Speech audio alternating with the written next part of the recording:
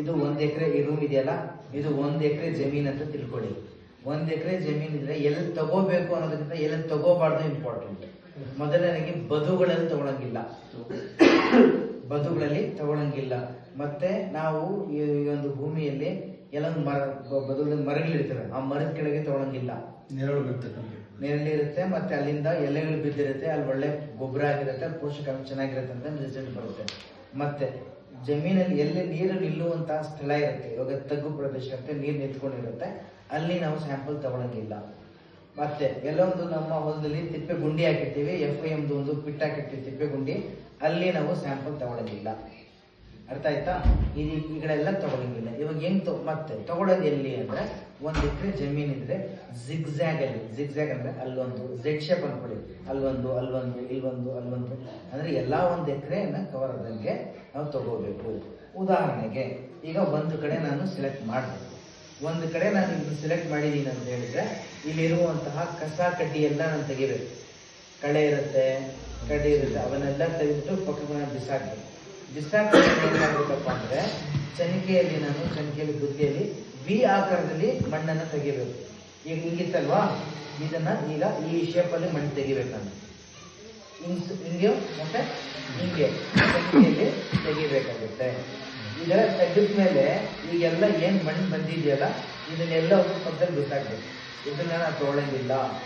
ಈ V shape ಬಂದ ಮೇಲೆ ಈ ಮೇಲೆ ಇವಾಗಿದೆಯಲ್ಲ ಚನಿಕೆಯಲ್ಲಿ ನಾನು ಚೊಕ್ಕೋಬೇಕಿದೆ, ಹಿಂಗೆ ಚೊಕ್ಕೋಬೇಕಾಗುತ್ತೆ. ಇದು ಚೊಕ್ಕೊಂಡ್ಮೇಲೆ ನಮ್ಗೆ ಅರ್ಧ ಕೆಜಿಯಿಂದ 1 ಕೆಜಿ ಬರುತ್ತೆ. Are you getting my point? ಈ ತರ 1 ಎಕರೆಯಲ್ಲಿ 8 ರಿಂದ 10 ಕಡೆ ಮಾಡ್ಬೇಕು. ಎಷ್ಟು ಕಡೆ ಮಾಡ್ಬೇಕು? 8 ರಿಂದ 10 ಕಡೆ ಮಾಡ್ಬೇಕಾಗುತ್ತೆ. ಹೇಳಿ, 8 ಕಡೆಯಿಂದ 10 ಕಡೆ ತಗೋಬೇಕಾಗುತ್ತೆ. ಇದೆಲ್ಲ ಮಾಡಿದಾಗ ನಮ್ಗೆ 25 ದಿಂದ 30 ಕೆಜಿ ಬರುತ್ತೆ ಒಂದ್ ಕಡೆ. ಅದನ್ನ ನಾವೇನ್ ಮಾಡ್ಬೇಕು, ಕ್ಲೀನ್ ಆಗಿ ಮಿಕ್ಸ್ ಮಾಡ್ಬೇಕು.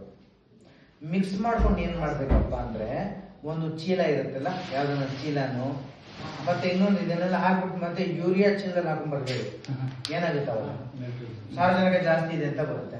ಇದನ್ನ ಒಂದು ಚೀಲದ ಮೇಲೆ ಅಥವಾ ನೆಲದ ಮೇಲೆ ಹಾಕ್ಬಿಟ್ಟು ರೌಂಡ್ ಶೇಪ್ ಹಾಕೊಂಡು 4 ಭಾಗ ಮಾಡಿ. ಆಯ್ತಾ? 4 ಭಾಗ ಮಾಡಿದಾಗ ಈ 1, 2, 3, 4 ಇರುತ್ತೆ. ಈಗ ಏನ್ ಮಾಡ್ಬೇಕು, ಈ ಭಾಗ ಮತ್ತೆ ಈ ಭಾಗವನ್ನ ತೆಗಿಬೇಕು. ಆಪೋಸಿಟ್ ಡೈರೆಕ್ಷನ್ ಏನ್ ಮಾಡಿದ್ವಿ ನಾವು, ತೆಗಿಬಿಟ್ಟು ಬಿಸಾಕ್ಬೇಕು. ಮತ್ತೆ ಫುಲ್ ಮಿಕ್ಸ್ ಮಾಡ್ಬೇಕು. ಆಗ್ಲೇ ಈಗ 2 ಬಿಸಾಕಿದ್ವಲ್ಲ, ಈಗ ನೆಕ್ಸ್ಟ್ ಟೈಮ್ ಇದು 2 ಬಿಸಾಕ್ಬೇಕು. ಆಯ್ತಾ?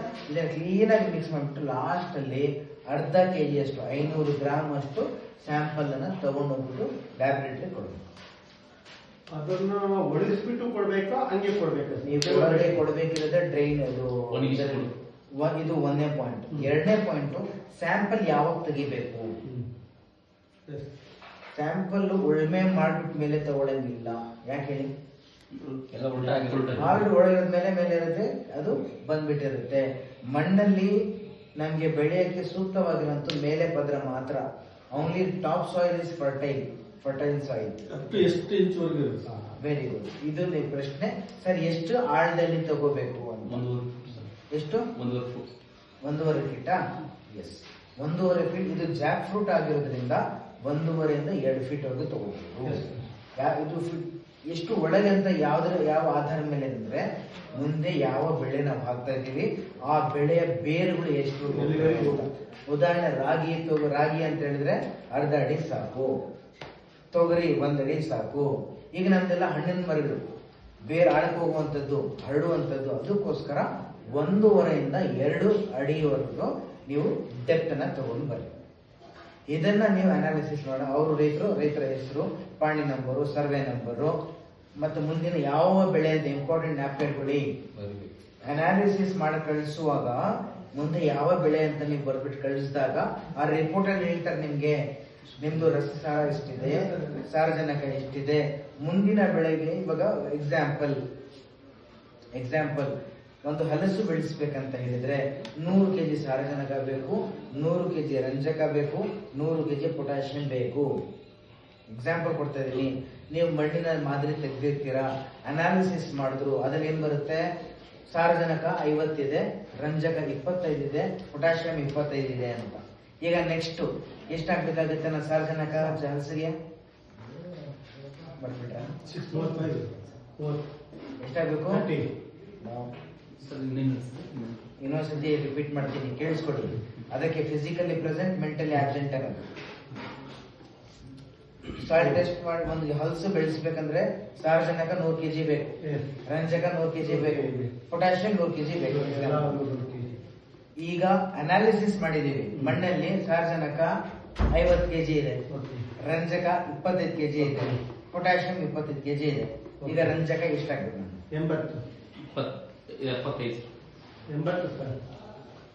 20 100 75 100 ಹಾಕಿದ್ದಾರೆ. 25 ಇದೆ, 100 ಬೇಕಾಗಿದೆ, 75 ಆಗ್ಬೇಕು. ರಂಜಕ ಎಷ್ಟಾಗ್ಬೇಕು? ರಂಜಕ 75, ಸಾರಜನಕ, ರಂಜಕ, ಗಂಧಕ ನೆನ್ಪಿಟ್ಕೊಂಡ್ರೆ ಕನ್ಫ್ಯೂಷನ್ ರಂಜಕ 50% ಆಗ್ಬೇಕಾಗುತ್ತೆ. ಕನ್ಫ್ಯೂಷನ್ ಮಾಡ್ತಾ ಇದಾರೆ. ನೀವು ಇದರ 75 ಆಗ್ತದೆ. ಇದಾಗ್ತಿದ್ಯಾ? 100ರಲ್ಲಿ ಎಷ್ಟು ಬ್ಯಾಲೆನ್ಸ್ ಇದೆ ಅಷ್ಟು ಮಾತ್ರ ಹೌದು. ಇಲ್ಲ ಅಂದ್ರೆ ಇದನ್ನ ಯಾಕೆ ಹೇಳ್ತೀನಿ, ರೈತರಿಗೆ ಇದು ಉಳಿತಾಯ. ಇದು we are saving the farmers money. ಇಲ್ಲಾಂದ್ರೆ ಏನಾಗ್ತಾ ಇತ್ತು, 100 kg ರಂಜಕ, 100 kg ಪೊಟ್ಯಾಷಿಯಂ, 100 kg ಹಾಕ್ಬಿಡ್ತಾ ಇದ್ವಿ. ಅದು ಭೂಮಿಗೂ, ಅದು ನಂತರ ಅಲ್ಲ, ಭೂಮಿ ಬಿರಿಯಾನಿ ಅಂದ್ರೆ 2 ಪ್ಲೇಟು, ಚಿತ್ರಾನ್ನ ಅಂದ್ರೆ 1 ಪ್ಲೇಟ್ ಇಲ್ಲ. ಗಿಡಕ್ಕೆ ಎಷ್ಟು ಬೇಕು ಅಷ್ಟೇ ತಗೊಳ್ಳೋದು. ಜಾಸ್ತಿ ಹಾಕಿದ್ರು ಕೂಡ ಎಕ್ಸೆಸ್ ವೇಸ್ಟ್ ಆಗಿ ಲೀಚಿಂಗ್ ಆಗುತ್ತೆ, ವಿನಃ ಜಾಸ್ತಿ ತಗೊಳಲ್ಲ. ಅದಕ್ಕೋಸ್ಕರ ಇದು ಇಂಡೈರೆಕ್ಟ್ಲಿ ನಾವು ರೈತರಿಗೆ ಉಳಿತಾಯ ಮಾಡ್ತಾ ಇರೋದು ಒಂದು. ಎರಡನೇದು ಗಿಡದ pH ರಸಸಾರ ಅಂತ ಇದೆಯಲ್ಲ, ತುಂಬಾ ತುಂಬಾ ಇಂಪಾರ್ಟೆಂಟ್. ನೀವು ಒಂದೊಂದು ಮೂಟೆ ಸಾರಜನಕ, ರಂಜಕ, ಪೊಟ್ಯಾಷಿಯಂ ಹಾಕಿದ್ರು ಕೂಡ pH ಸರಿ ಇಲ್ಲ ಅಂದ್ರೆ ನೀವು ಹಾಕಿದ್ದೆಲ್ಲ ವೇಸ್ಟು, ಗಿಡ ತಗೊಳ್ಳೋ ಶಕ್ತಿ ಇರಲ್ಲ. ಗಿಡ ಶಕ್ತಿ ತಗೋಬೇಕಂದ್ರೆ pH ಇಂಪಾರ್ಟೆಂಟ್ ಆಗಿರುತ್ತೆ. pH ನಾರ್ಮಲ್ ತರಿಸಲೇಬೇಕು. ಆರ್ಗ್ಯಾನಿಕ್ ಕಾರ್ಬನ್ ಕಂಟೆಂಟ್ ತುಂಬಾ ಇಂಪಾರ್ಟೆಂಟ್. ಈಗ ರೈತರು ರೆಡಿ ಇರ್ತಾರೆ. ಇನ್ನೊಂದು ಫಾರ್ ಎಕ್ಸಾಂಪಲ್, ನಿಮ್ಗೆ 2-3 ತಿಂಗಳಲ್ಲಿ ಯಾರಾದ್ರೂ ಹಾಕೋದಿದ್ರೆ, ಇವಾಗ ಬೆಳೆ ಮುಗ್ದಿದ್ರೆ ಎಲ್ಲರೂ ಕೂಡ ಸುಳ್ಳಿನೋ ಅಲಸಂದಿನೋ ಆ ಥರ ಹಾಕ್ಸ್ರಿ. ಭೂಮಿ ಸಿದ್ಧತೆ ಆಗಿರುತ್ತೆ. ಅರ್ಥ ಆಗ್ತದೆ? ಯಾಕಂದ್ರೆ ಇವಾಗ ನಾಟಿ ಮಾಡಿ 40-50 ದಿನ ಆದ್ಮೇಲೆ ಮತ್ತೆ ಅದಕ್ಕೆ ರೋಟೋವೇಟ್ ಆಗಬೇಕು. ಆ ಥರ ಪ್ಲಾನ್ ಮಾಡಿಕೊಂಡು ನಾವು ಮಾಡಬೇಕಾಗಿದೆ. ಮತ್ತೆ ರೈತರ ಜೊತೆ ಟಚ್ಚಲ್ಲಿ ಇದೆ. ಎಷ್ಟೋ ಜನ ಎಲ್ಲ ನೀವೆಲ್ಲ ಪರವಾಗಿ, ನೀವೆಲ್ಲ ಒಂದು ಚೆನ್ನಾಗಿ ಮಾಡ್ತಾ ಇದ್ದೀರ. ಬೇರೆ ಕಡೆಯಿಂದ ನಮ್ಗೆ ಬರ್ತಾ ಇರೋವಂಥದ್ದು ನಂದಂದ್ರೆ ಅನಿಲ್ ಸರ್ಗೆ, ಮುರಳಿ ಸರ್ಗೆ, ಮತ್ತೆ ನನಗೆ 3 ಜನಗೂ